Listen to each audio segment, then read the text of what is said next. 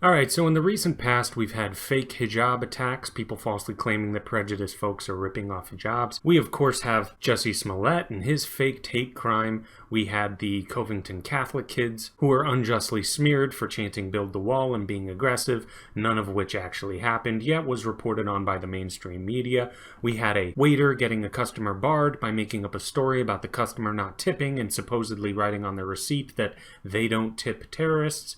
We had a Long Island woman fabricating a story about people shouting Trump 2016 at her and then claiming they slashed her tires and left a note on her car saying, quote, "Go home."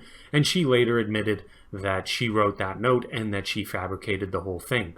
We had the Oberlin College Bakery being accused of racism after having 3 black kids arrested for trying to obtain wine illegally. The students claimed it was racial profiling, staff and students believed them, and they all tried to run the bakery out of business over baseless accusations of racism, and the college ended up having to pay the bakery $11 million for libelous information after the dean spread a bunch of nonsense around about them. And of course, I could go on for a very long time about all these stories, but there is now more recent nonsense going on. If you haven't heard, Erica Thomas, who was a representative from Georgia, she claimed that a man, Eric Sparks, was yelling at her and telling her to go back where she came from, obviously a reference to the recent tweets Trump has been making. This was all, of course, over something very important, which is that she was using an express checkout lane that was for people with 10 items or less, and she had 15 items. Now, to the guy confronting her, Eric Sparks, who's the dude on the right here, regardless of the fact that it doesn't seem like you were being racist, relax, man. It's going to take you 1 minute and 15 seconds longer to get out of the store because of her. It doesn't seem even worth mentioning to me, but maybe I'm wrong.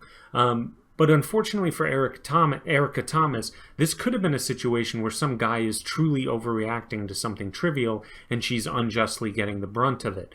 But instead, she does an interview where she says he was using these racist tropes, and she even says in her live stream that this was somehow related to white privilege and that it was some white guy saying all of this and that the hate is real in this country, etc., etc. Well, crap, I was ready to take her side, but now she's shown herself to be one of those people who desperately try and conjure up racial oppression out of some non-existent corners. Because later she backtracks on her statements and says she's not sure if he said anything like that. Well, then why this extremely emotional live stream where she's talking about how this was a racist attack on her, and that if you see someone being mistreated because of their color, you need to say something? Well, I would agree with that, but if they're not being mistreated because of their color, as you apparently were not being, don't try and spin it into a racial narrative. It was purported by witnesses of this incident that this guy, Eric Sparks, again, the guy on the right here, who was the guy confronting her, a witness said he never made racist comments or remarks, and since she also backtracked on what she originally claimed happened, I think we have a good idea of what's going on. She's making stuff up to inject racism into a trivial little confrontation.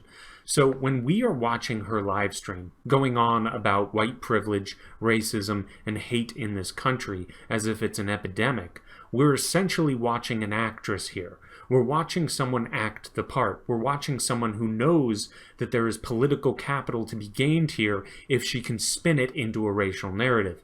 And by the way, who would be the real actual victim now? I would say it's Eric Sparks.